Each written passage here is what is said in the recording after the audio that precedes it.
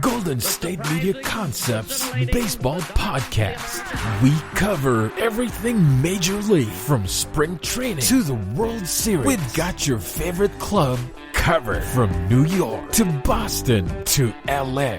This is the Golden State Media Concepts Baseball Podcast.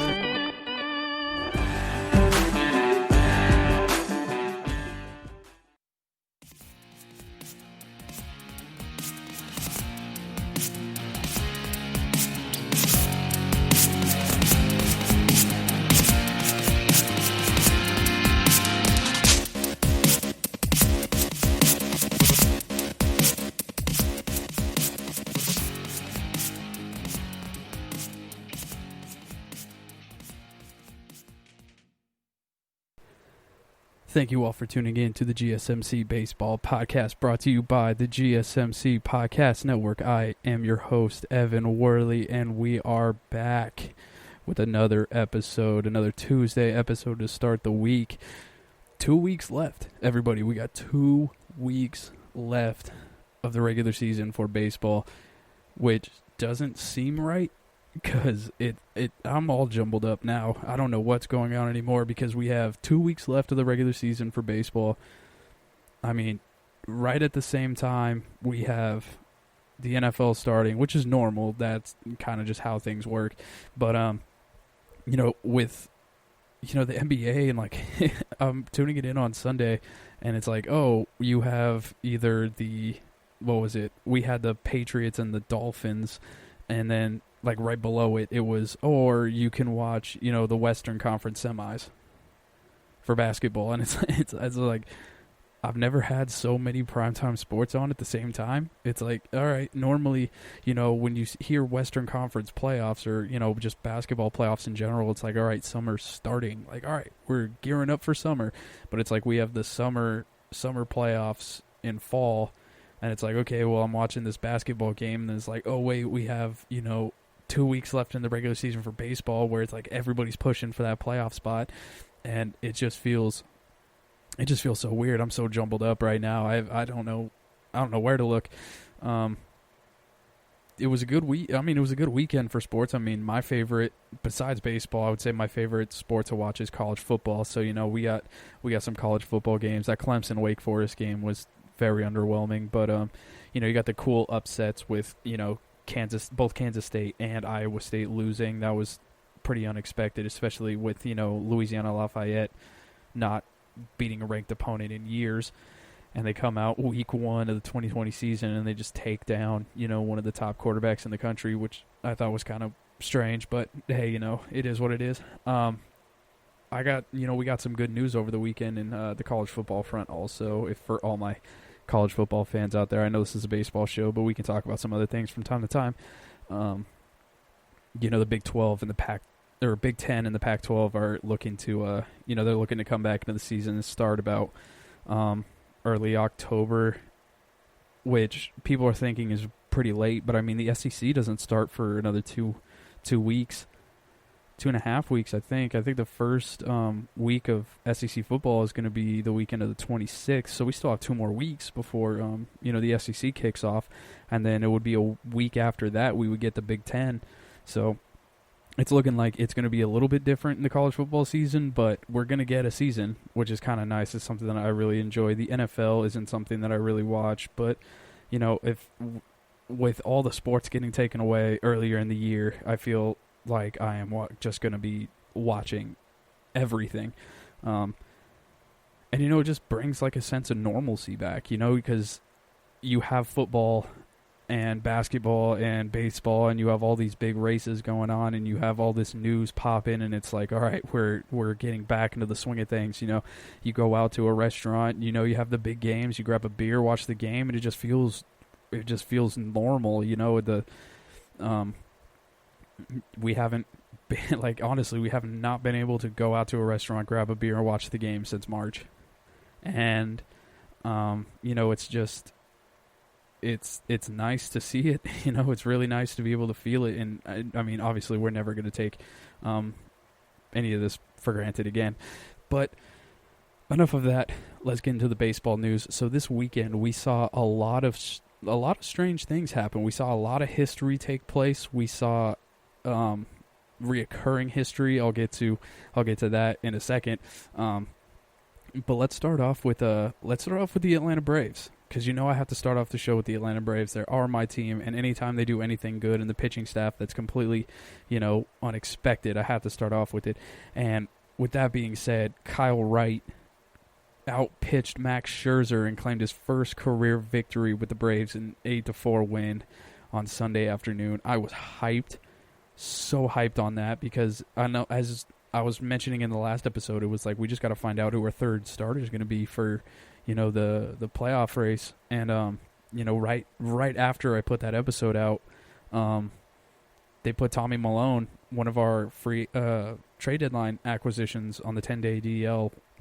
And so it was just, we lost another pitcher on top of that we just brought in. So, it wasn't looking good. Kyle Wright has been one of our top prospects. So, if this could be a starting point for him to kind of take off, if we get Max Fried back, and then we got, we got that Kyle Wright, and then Ian Anderson has come out, and he started his career off with a bang.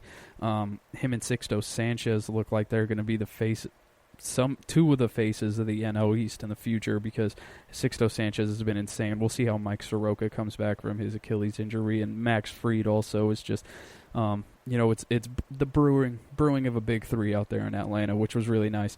And speaking of Max Scherzer, it's not, you don't sit there and expect Max Scherzer to get beat 8-4 by a rookie, but on Sunday against the Braves in that same game, he passed Hall of Famer Sandy Koufax for his 98th career 10-plus strikeout game.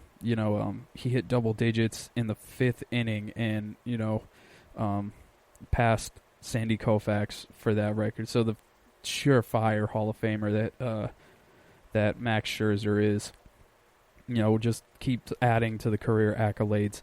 I'm glad he actually got a World Series, because that would have been terrible if, you go into, the Hall of Fame debates and it's like, he's getting in first ballot, but it just adds that career thing to where it's like, okay, this guy is solidified first ballot, like I would say 90 percentile. I don't think he's going to be close to unanimous, but, I would say in the 90th percentile, definitely, of, who's going to vote him in. There's going to be some people. I mean, if Ken Griffey Jr. and Derek Jeter can't get 100% on their Hall of Fame votes, then besides Mariano, no one is going to ever. I don't feel like. Maybe Mike Trout, but besides that, I don't think anybody else is going to get it. Albert Pujols probably should. We'll get to him in a little bit. Obviously, he had a big record-breaking, accomplishment. Actually, let's get to him right now. Albert Pujols became the 5th player in MLB history to hit for, 660 home runs or more. He just tied himself all time with Willie Mays. He hit his 660th homer on Sunday, tying him 5th on the all-time list. And notable history happening on the same day. A no-hitter happened for Alec Mills of the Chicago Cubs. His first career no-hitter, and the 16th in Cubs history. But there seems to be a trend with Albert Pujols, because I was reading on MLB.com today, and it shows that Albert Pujols, when he creates history, and he gets his 3,000th hit, when he was second because earlier this year, when he overtook second place on the RBI list, when he got his 2,088th career RBI, passing Alex Rodriguez, that was also a day before Lucas Giolito threw his no-hitter. So he was that was incredibly close. When he got his 600th home run off of Irvin Santana to become the 9th player to hit for 600, he hit a grand slam, becoming the first of them to do so. But on the same day, a no-hitter by Edinson Volquez was thrown for the Diamondbacks. And not only that, but Pujols' Grand Slam was one of 7 Grand Slams on that single day, setting the record for most Grand Slams in a single day in MLB history. So, you look at that and it's like, okay, Albert Pujols creates history, and then it just seems to follow right behind him. On May 4th, 2018, he recorded his 3,000th career hit against Seattle, and on the same day, the Dodgers threw a combined no-hitter against the Padres in a game, game in Monterrey, Mexico. So it just seems like history follows him. When he passes Willie Mays for 661, we got to keep our eyes out to see, like, okay, what happens next? Because probably something pretty big is going to happen next. There could be another no-hitter this year, and if it's on the same day as Albert Pujols, passing Willie Mays, that would be absolutely insane. But also, as we've come to know, is on brand apparently for Albert Pujols. And then another huge story for this weekend was just how dominant the Minnesota Twins were against the Cleveland Indians. So the Twins, obviously, they've had they've had their ups and downs this season with the offense. When they're high, they're really high. When they're low, they're really low. And going into this series against the Cleveland Indians, they needed to have an insane amount of offense just because of how great their pitching is. But that's exactly what they did. They hit homer after homer during a 3-game series against the Indians, which was, as we all know, is the best pitching staff in baseball. They hit 4 homers on Sunday and gave the Twins 11 homers in the 3-game series, including, Nelson Cruz is tied for the most in the MLB. The homers left and right for the Minnesota Twins.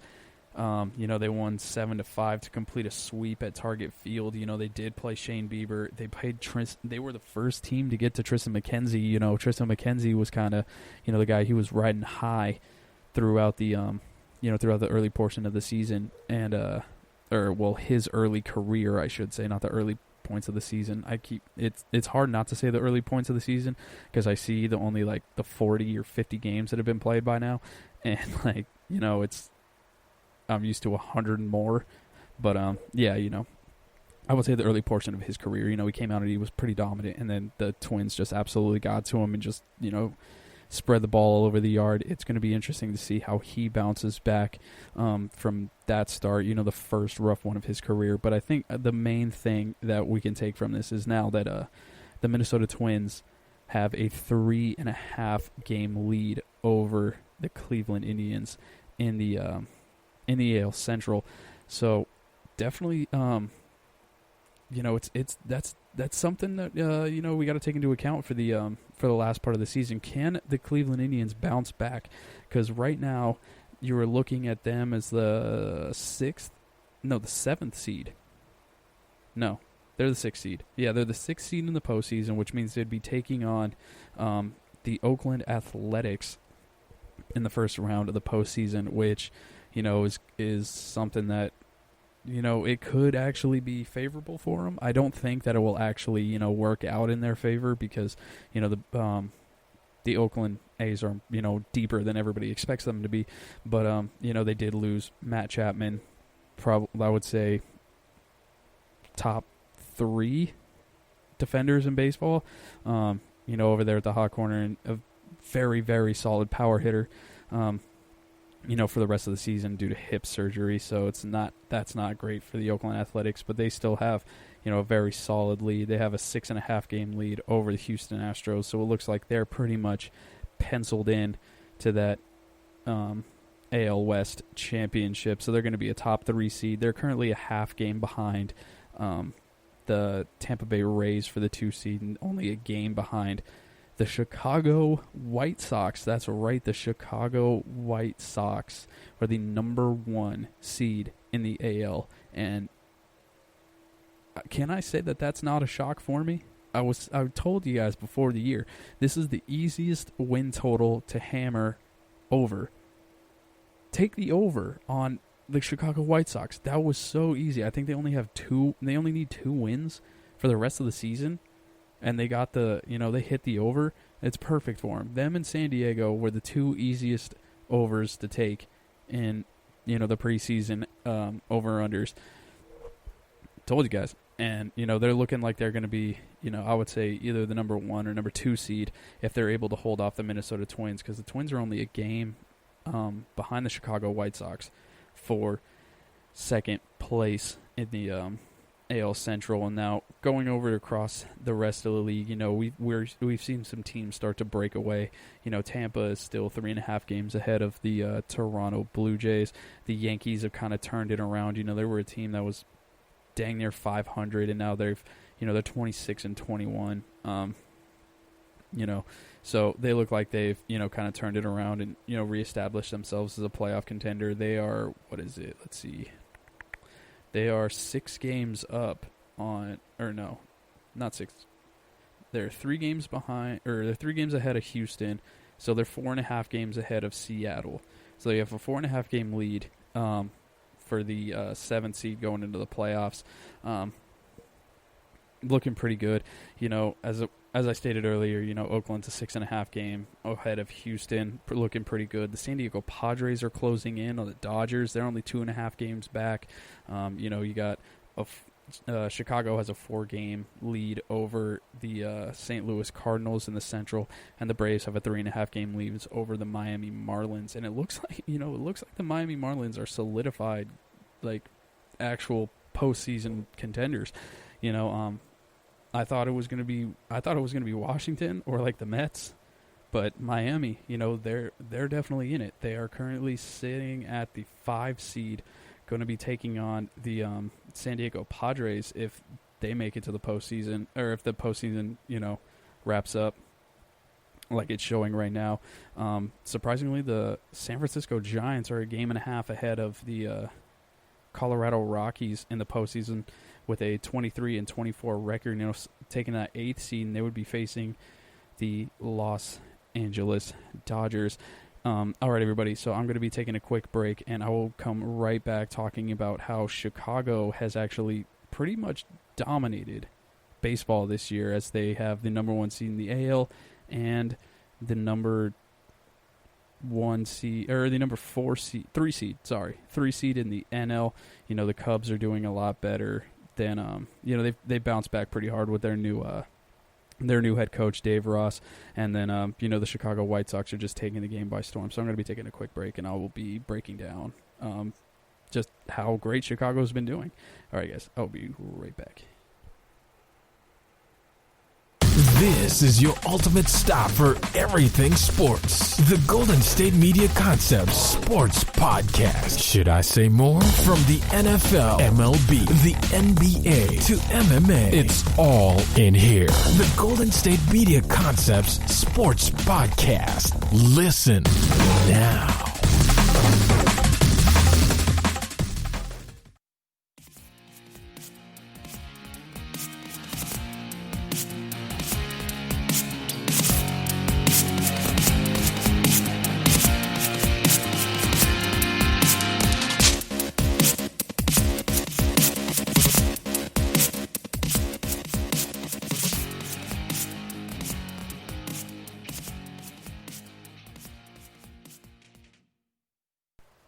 All right, everybody, we are back. So let's talk about the, lack of a better word, dominance in Chicago this year. See, both Chicago teams, the White Sox and the Chicago Cubs, have, pretty much put their, force into this season. The Chicago White Sox, or the Chicago Cubs, I should say, were one of the best teams in the league to start off the season. I think in the first 2 weeks of the year, they had the best record. Looked like they could not be stopped, but they were doing it in a completely separate way than the Chicago White Sox. Were dominating. The Cubs seem to have the incredible pitching staff. They seem to be able to be able to manufacture outs and just get just enough runs to to get themselves the victory late in the game. And the Chicago Cubs were completely different. Their pitching staff has, had its waves. They've been up and down on the year. Giolito's been a big bright spot. So is Dallas Keuchel. But it was majority of their offense and the defense, that have kind of, pushed them through the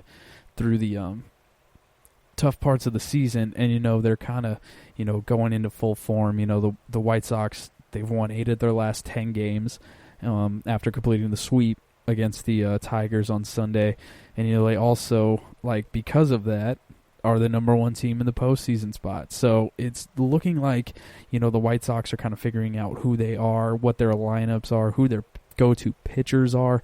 Dallas Keuchel's still on the DL, but, it's only the 10-day DL. It's looking like he's going to get off of that soon. And, with that, it's looking like it's going to be a very interesting race to see, who gets the number 1 spot in the playoff. Obviously, there is no home field advantage this year being that, the MLB is going to be putting these players in a bubble, and all you really have to do is, get a, if you're a top 4 seed, you get home field advantage for the opening round of the playoffs. So, and it's looking like, they're not going to fall from grace that far, even if they lose the division lead to the Minnesota Twins, which is very possible because they have a 5-game. I think it's either a 4 or 5 game set against Minnesota starting tomorrow, either today or tomorrow. Actually, it's very possible that they will, that they could lose that. But either way, they would still be the 4th seed and still get home field for the for their opening series against the 5th seed, whoever that may be. But it's looking like they're going out here and they're dominating because their offense is loaded with heavy hitters, and not only are they loaded with heavy hitters, but they're some of the best players in the actual league. So there are some big numbers on this team. We have Tim Anderson. Tim Anderson's looking like he's going to win a 2nd consecutive batting title. His slashing, 362 with a 402 on base percentage, 579 slugging. He's got a 981 OPS and a 166 OPS plus. Now remember, 100 for the OPS plus is just your average everyday player. So he's 66 points better than your average player. You got Jose Abreu, who's had probably the most silent MVP season of the entire year, out of everybody.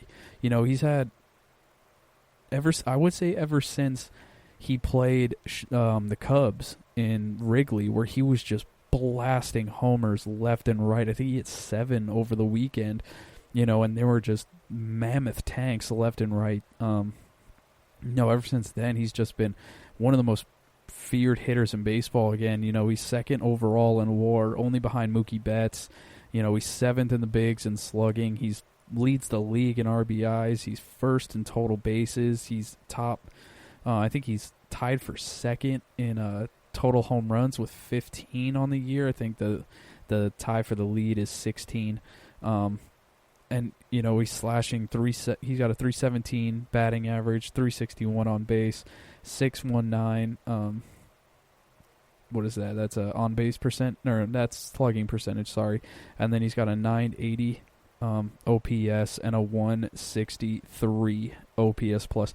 Just ripping the absolute cover off the baseball. He leads, you don't lead the league in total bases is a mistake. Jose Abreu came into the league, and he was immediately one of the most feared hitters. And, it seemed like he had a couple off years because he had a couple injuries here and there, nothing too crazy. But then, as soon as this team needed him to be, the big, heavy hitter to be competitive again, he picked up right where he left off when he first came into the league. And he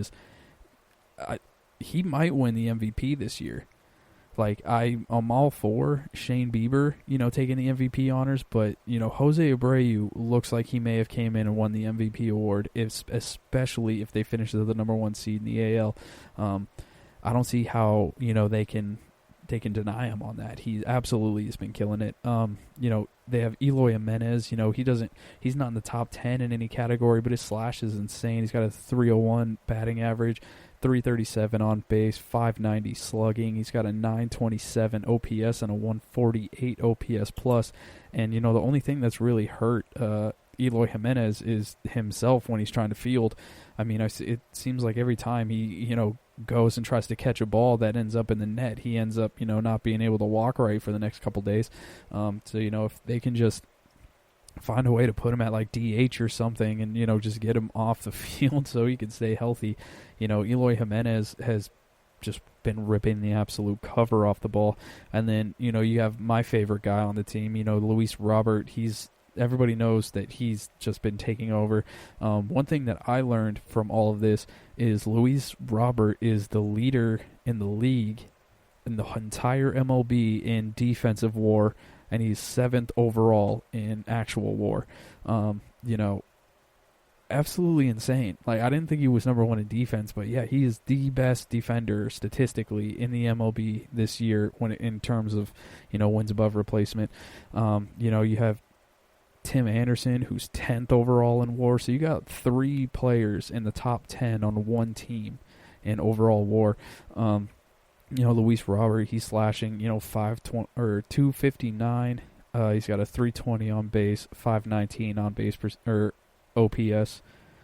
No, damn it, slugging. Sorry, I can't read right now. I just have the little boxes. So 519 slugging percentage. He's got a 839 OPS, and then he's got a 125 OPS plus.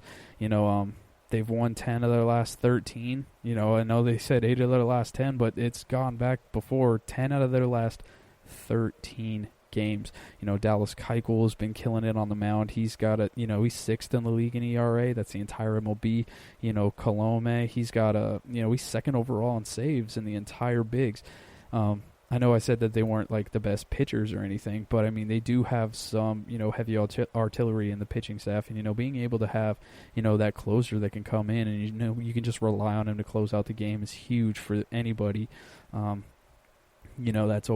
been, the Dodgers kind of, that's been their Achilles heel. It's like they threw Kenley Jansen so much in that 2017 series that, the last couple of years late in the game, it's like you give the ball to Kenley Jansen and what was, the most automatic out in sports, for the, probably like 2 years, now is just up in the air because he got thrown so many times. So, being able to have somebody who's able to come out of the back end of the bullpen late in games, it's just going to shut the door and you give you the best opportunity to walk out with a dub is especially huge for the Chicago White Sox. And, they have a big, few series.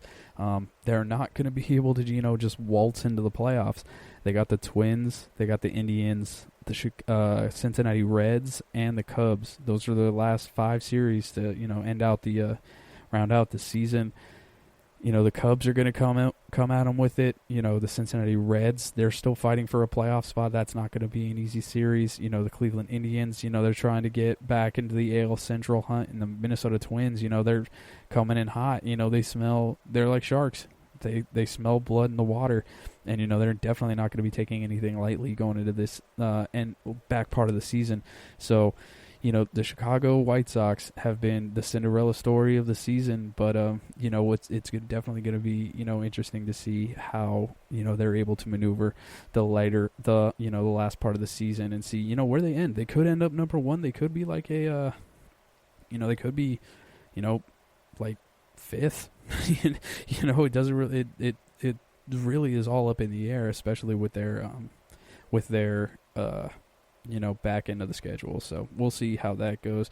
And then we got, moving on to the other Chicago team, the Northsiders, you got the Chicago Cubs. The Cubs, they started off hot, like I said before, but, they've kind of fallen off. They're 8-6 in September. Their offense hasn't really seemed to pick it back up. Their defense is kind of, or not their defense, their pitching is, stayed very hot. Yu Darvish has had, an incredible year. He's been great. It's they got Kyle Hendricks, he's been pitching great. They have the no-hitter by Mills. That was the first no-hitter since Arrieta against the Reds in April 21st of 2016. It was the second, we all are familiar with the story now, the second Cubs no-hitter at Miller Park. against the Astros due to Hurricane Ike. You got players on the, Chicago Cubs who I really love that, are just so much smarter than everybody else, it seems like. They got like guys like Javi Baez who were able to score from second on, on a Jason Kipnis, sac fly to left field. Kyle Schwarber was on third and he was able to score, and Javi Baez on second, he was able to advance to third base. And then when, Eric Sogard, I don't know what the heck he was doing. He just turned around and tossed some lollygag little Peter throw to second base. And, with Javi Baez, someone who goes 100 miles a minute, at all times on third base, I don't know how you can make that type of mistake, especially when, Milwaukee really isn't out of the postseason. They're really not that far out of it. Let me see. I'm on baseballreference.com right now. So the Milwaukee Brewers, let's see. Where are the Milwaukee Brewers? They are just behind. They're tied with the Colorado Rockies for being a game and a half back of the San Francisco Giants. So that brain fart is not something that you can have, especially when you're that close, potentially fighting for your lives going into the playoffs. Obviously, they aren't going to be looked at as the best team going into the postseason, but it's something that that they got to really focus on. And you can't really have those type of lapses. Let's look at how the Cubs have been doing this year. I think one thing that is notable that I don't think many people are talking about is just how good Jason Hayward has been this year. Jason Hayward has had so many off years. He was supposed to be the guy coming up in Atlanta. He was an all-star his rookie year. He got hurt. Never really had that really great season. Besides, I would say 2012 was his best season by far. He batted .269. He had a .335 on-base percentage, a .479 slugging, .814 OPS. He had a .117 OPS plus. That was a career high outside of his rookie year. Up until this year, actually, he had 27 home runs, 82 RBIs, 21 stolen bases. He was 28th in the MVP voting. I don't know why 28th was why they had to put that there, but 28th in the MVP voting. So that seemed to be his best year at 22 years old in 2012, and then he got down. His batting average tended to sink. His power numbers were down from 14 homers to 11, 13, 7, 11, 8. They picked up again last year, but, nothing really to write home about. He only had a 20-homer season, a .251 batting average, which, isn't anything to write home about. He wasn't a liability. And even then, at 26 years old in his first season in Chicago when they were in the World Series, remember, they were benching him. They were taking him out of the lineup for Kyle Schwarber because his bat was so good. I mean, in 2016, his first year with the Chicago Cubs, he had a 68 OPS plus. 100 is average, and he had a 68 OPS plus. His time in Chicago, 68, 84, 90, 100. So his whole time as a Chicago Cub, he's been below average to essentially just average at best as, an outfielder, as a hitting outfielder, I should say. So it's nice to see this year. This year he's really kind of figured it out. He picked up his batting average from 251 to 293. His on-base percentage is up almost 100 points. His slugging percentage is up over 100 points. His OPS plus is up 107, or his OPS is 170 points better, and he's an OPS plus of 153. So he's having a great year. Definitely a huge part in why Chicago is actually, really good again. Ian Happ has been incredible. He has 153 OPS plus as well. Javi Baez has had, those guys have really made up for, the lack of power coming from Javi Baez. Javi Baez OPS plus is 59, so he's far below average this year. A 203 batting average, 239 on base percentage. So he's not even getting on base. He's walked 7 times, K'd 62 times, having a really bad year. You got Anthony Rizzo, who's below average. He's got a 92 OPS plus. Victor Caratini is batting. He's at 80 OPS plus. Chris Bryant is having a terrible year. He's got a 59 OPS plus. Like, guys that they've really needed to solidify their offense has just had a horrible year. And, the guys that you were expecting to be like, the holes in the team, like, Jason Hayward, Ian Happ, obviously, he has the offensive potential, but you weren't really expecting it to be as good as it really was this year. Kyle Schwarber's barely holding on. He's batting 204. He's got a 324 on base percentage, but he has a 101, OPS plus. So, a nose hair above average. So it just bodes well for the pitching. You just look at how great the pitching has been for the Chicago Cubs. They have Kyle Hendricks has a 138 ERA plus and a 3.56 FIP. You got Yu Darvish, who's got a 2.57 ERA plus and a 2.2 FIP. Alec Mills is thrown fairly well. Obviously it just dipped a lot because of the no-hitter. John Lester, he's got a 90 ERA plus. His FIP has been terrible. He's got a 5.11 FIP. It's just, it seems like they started out so hot and they've kind of fallen from the ranks. Let's look at how they're going to, close the year this year, because that's definitely, it's going to be huge for them. They need a solid ending to the year, after crazy that they started off so hot, and, now you're looking at them like they really need a great end of the season. So they got 2 more games versus Cleveland. They got Cleveland, they got a 3-game set versus Minnesota, and then they got a 4-game set versus Pittsburgh. Very needed. They need every single one of those games, and then they close it off against the Chicago White Sox, in Guaranteed Field. So, they need all those wins. They need their pitching to come out in bunches. They just need somebody in their offense to wake up. Who in their offense is going to wake up this year? Because they need it so bad. Chris Bryant is 28 years old. He's got 2 homers and 4 RBIs in 26 games. Horrible. Like, they got Jose Martinez this year. They were expecting him to be a decent DH. He's played 6 total games, and he has an OPS. He has an OPS plus of -80.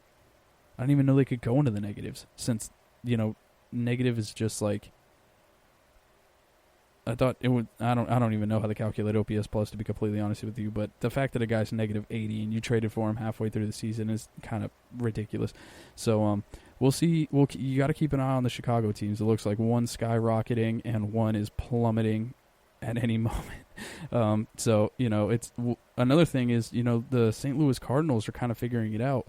The Cardinals could be like the Cardinals could be like Milwaukee from, what was it, last season or the season before, where they just went on that late run and was able to take the division away from the Chicago Cubs. Let's see if, the Cubs are able to fight them off and, really claim the division crown and go into the postseason as a top 3 seed and really, contend for a World Series again. It just seems more fun when the Cubs are, competitive. All right, everybody, I will be taking a quick break, and I will be right back after a word from our sponsors. Tired of searching the vast jungle of podcasts? Now listen close and hear this out. There's a podcast network that covers just about everything that you've been searching. Hey! The Golden State Media Concepts Podcast Network is here. Nothing less than a podcast bliss with endless hours of podcast coverage. From news, sports, music, fashion, cooking, entertainment, fantasy, football, and so much more. So stop lurking around and go straight out to the Golden State Media Concepts Podcast Network. Guaranteed to fill that podcast itch. Whatever it may be. Visit us at www.gsmcpodcast.com. Follow us on Facebook and Twitter, and download us on iTunes, SoundCloud, and Google Play.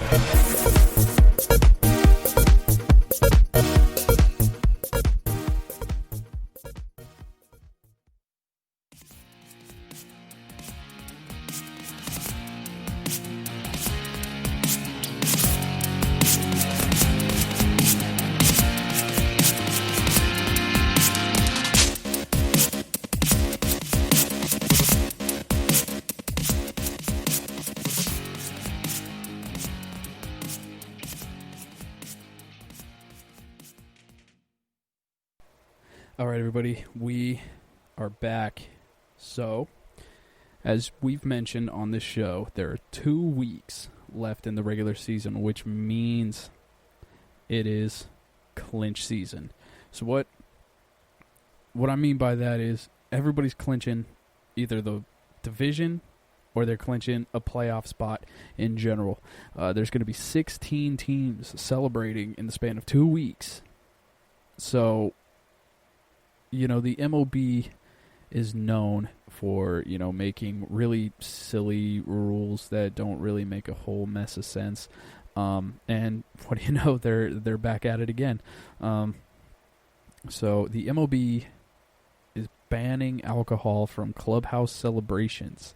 So as everybody's well aware, you know, when someone clinches a playoff berth or, you know, they win a big series, out comes the champagne and, you know, the beers, and out come the goggles, and, you know, they're just throwing, you know, booze left and right. Now, this doesn't really affect me because I'm not going to be in it, and, you know, I'm already like not a big booze guy. Like, I don't drink that often, if ever. So, you know, I can't really, I don't really care about any of this. But I mean, they're forbidding players from drinking during clubhouse celebrations because of like COVID and everything, and the league is also asking players to wear masks during their on-field celebrations if possible. Now I don't think that's going to happen, guys. Like, I really don't. You know, it's the you know, the whole champagne in the locker room. And here's another thing, like, what makes you think that they're not just going to go back to their houses and they're just going to have like a big celebration at their house? I mean, these guys I get that, you know, it's the age of social media and everybody's, you know, really young, but I think, you know, if they just kind of check their phones out the door and go out and, you know, have themselves a party back at, you know, someone else's place after the game's over, it's like, what's going to happen? Like, what are they going to do? No, at that point, it's their fault. You're going to tell them not. How are these guys going to celebrate, really? They're just going to throw water on top of everybody? And even then, like, what if you replace the liquid with any other liquid? You know, maybe it's like instead of drinking alcohol, they're, you know, throwing water on each other. The same thing's going to happen.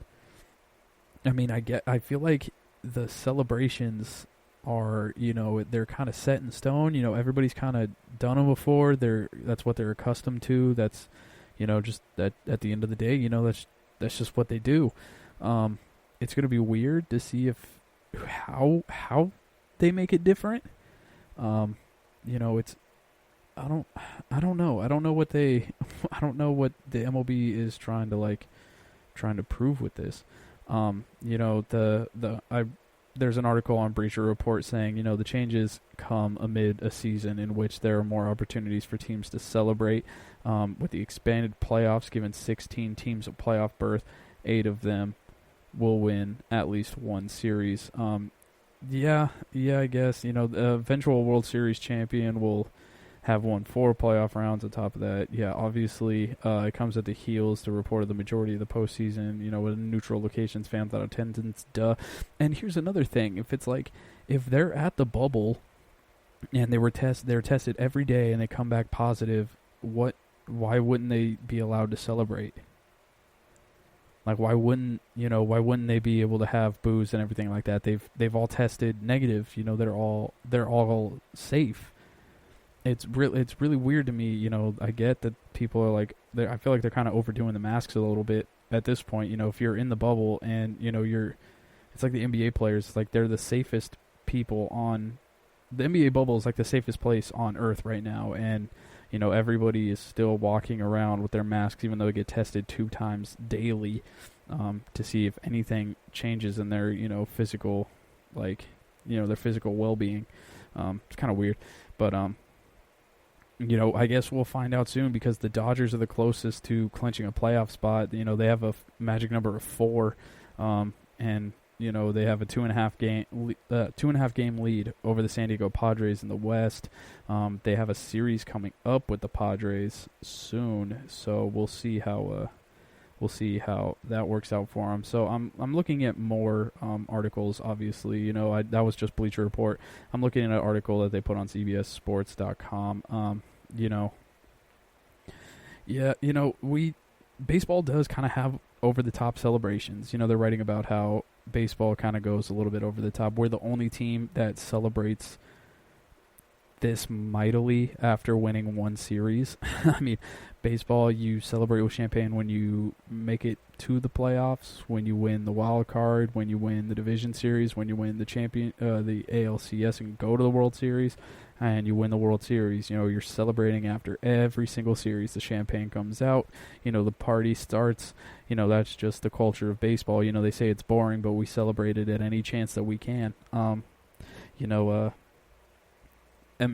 with the NBA, there was that famous Kobe interview where he was sitting on.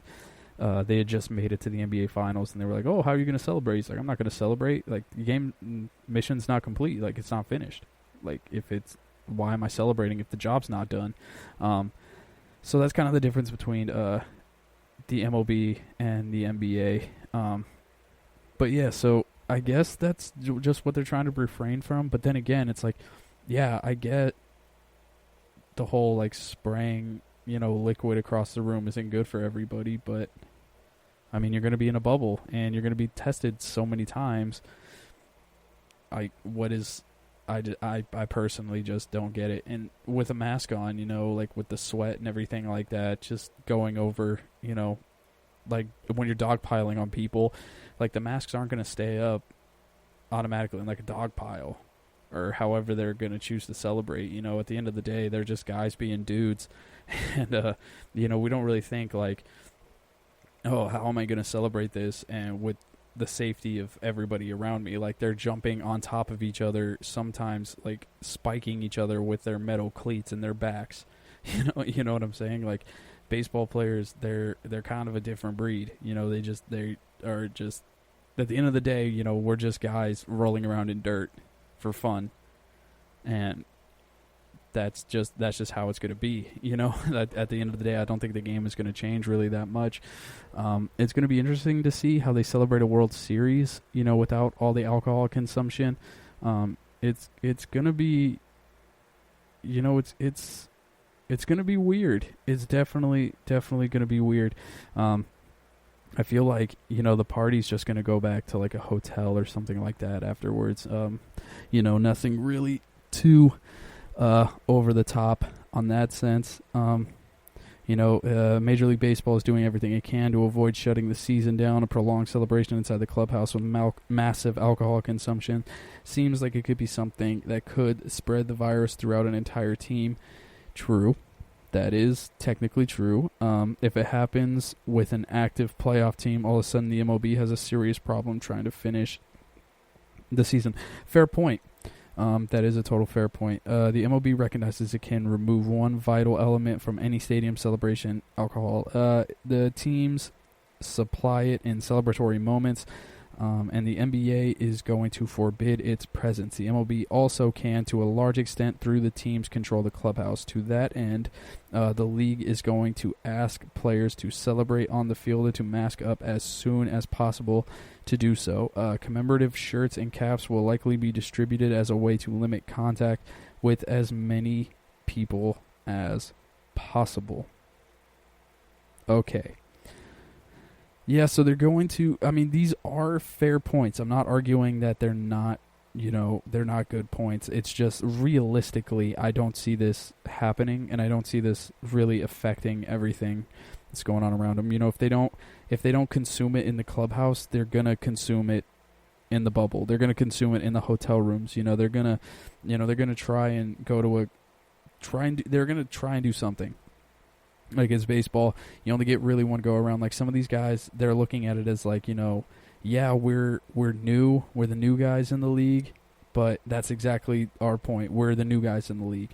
We may not get this. Tom Brady just came out and he was like, I don't care where you were drafted, first overall or 199th, like I was. When you get your opportunity, you gotta make the best of it, because you may not ever get one again. So this is like their opportunity to, really live like a ball player, because some of them, they might be done after the season.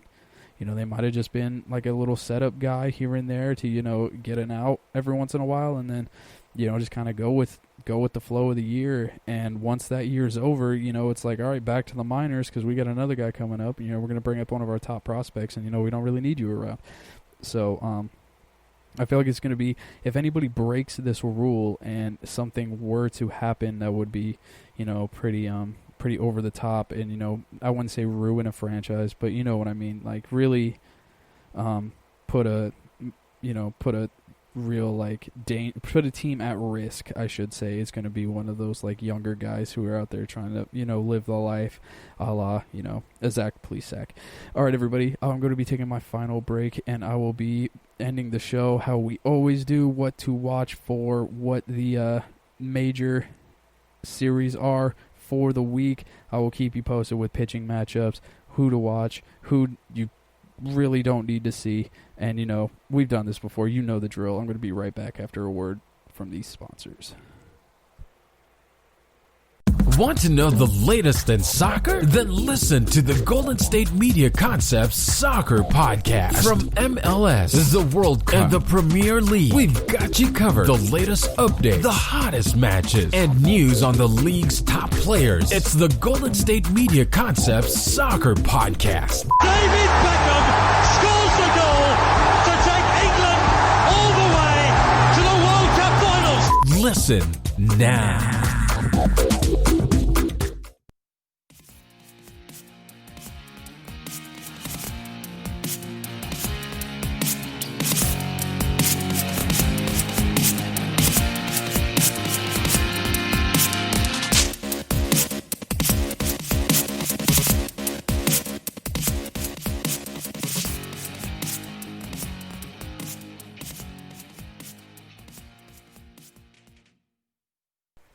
All right, everybody, we are back. So let's close this show off right. So I'm going to start doing this as like kind of how, for all the Bill Simmons fans out there, I'm going to start doing this as like as he does, football. How when he goes over football, it's like he has the watchables, the barely watchables, and the poop fecta, I think is what he calls it. I'm just going to say the watchables, the barely watchables, and just unwatchables. I think that's better than just throwing out poop fecta. I don't know, kind of weird, kind of strange to me. But yeah, so I'm just going to be going through the entire list, and I'm just going to go through which series should you watch. There's some that just, if you want to watch, go ahead. And then there's some where it's like, please, just I wouldn't turn this on even if there was nothing else on TV. Starting off with the watchables of the week. So tonight on Tuesday, that is if you listen to it on Tuesday. But to start it off, you got Toronto at New York. You got Taijuan Walker versus Deivi Garcia. Deivi Garcia looks like he is the man. He looks like he's got a lot of, I'm saying this mainly because he's short, but he's got a lot of Marcus Stroman in him. He's got a lot of, no fear in the guy at all. He's just coming out and he's going to shove, and there's nothing you can really do about it. And Taijuan Walker, he's pitched rather well for the Toronto Blue Jays in his last start, and he looks like he's going to try and, capitalize off that and really, really bring it forward for the Toronto Blue Jays, really fight off, the New York Yankees as they've kind of figured stuff out recently. They really need to close the season on a high note. Another game that should be that's on the watchables is St. Louis at Milwaukee. So you have Jack Flaherty versus Brett Anderson, two really great pitchers. Jack Flaherty, Cy Young candidate. Brett Anderson, is really good. I'm not as high on him as everybody else is. But, the number 2 and number 3 seeds in the NL, both really fighting for a playoff spot.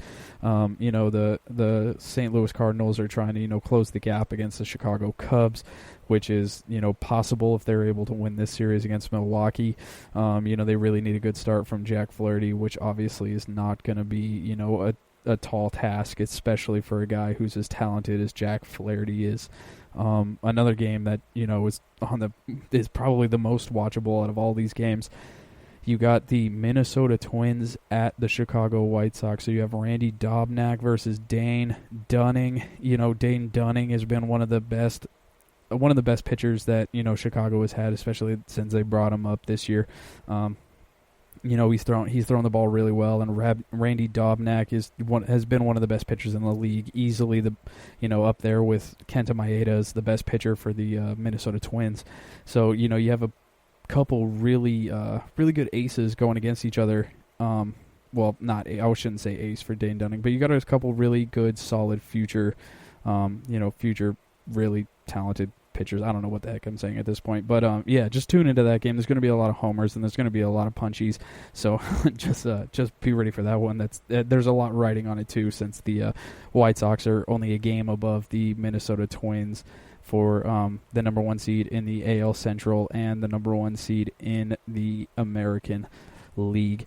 Another game that is very watchable, which has a lot to do with the Chicago and Milwaukee series of Cleveland versus Chicago. You got Cookie Carrasco versus Yu Darvish. They're going to be in Wrigley Field.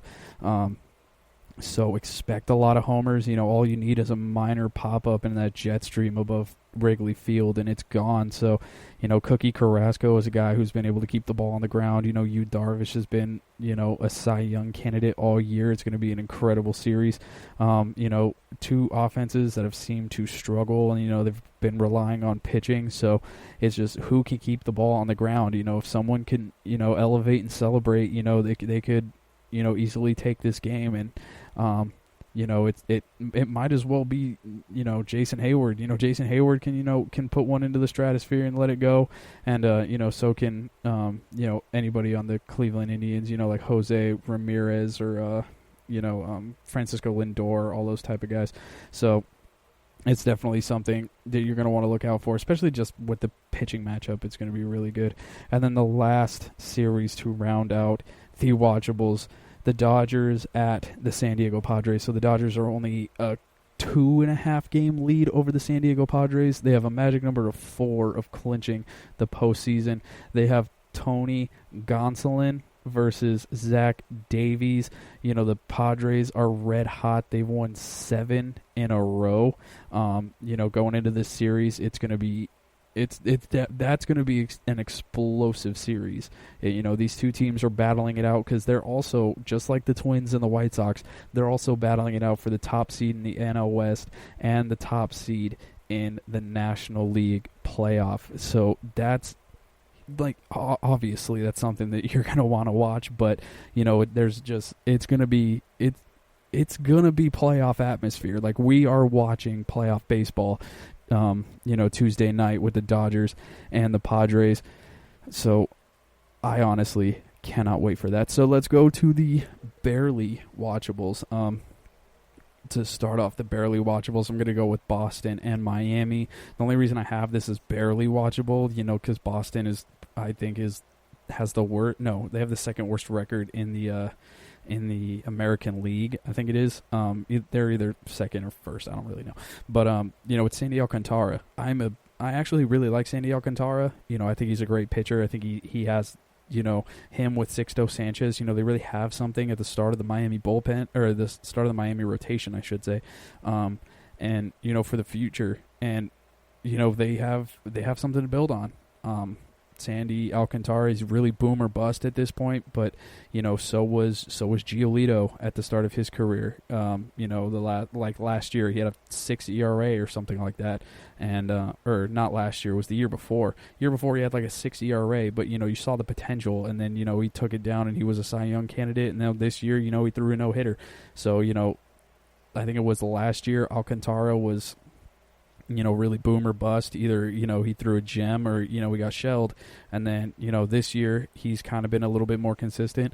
So, I mean, if he can close out this season strong, you can really keep an eye out on him for next year, as a big contender for maybe a Cy Young award. Who knows? He could be a sleeper. Let's see. Moving on. Barely watchable. That's not even. I wouldn't even watch that one. Let's see. Barely watchable. I got the Kansas City Royals at the Detroit Tigers. You got Danny Duffy versus Matthew Boyd. I'm pretty high on the Detroit Tigers, as you all know. They're not out of the postseason yet. They're still fighting. The Kansas City Royals. They put up a good fight all the time.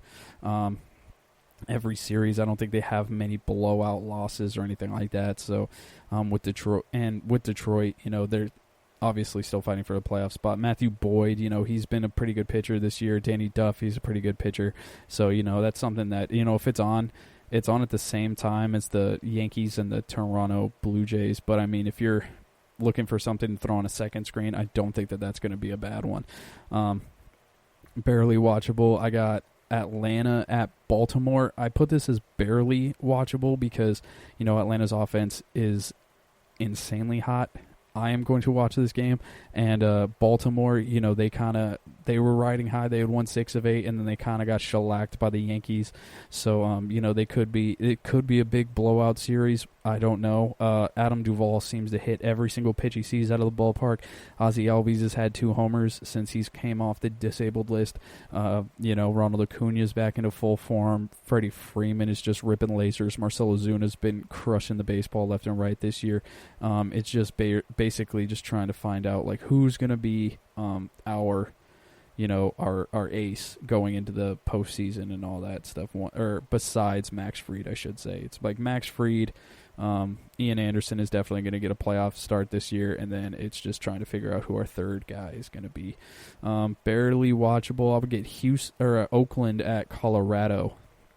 Oakland at Colorado, mainly just because Sean Manaea and Antonio Senzatella, they're very good pitchers. Colorado has a lot riding on it. Oakland has a pretty big lead over the Houston Astros. The Astros are playing the Texas Rangers, so I mean they need to take at least 1 or 2 of these games if they can.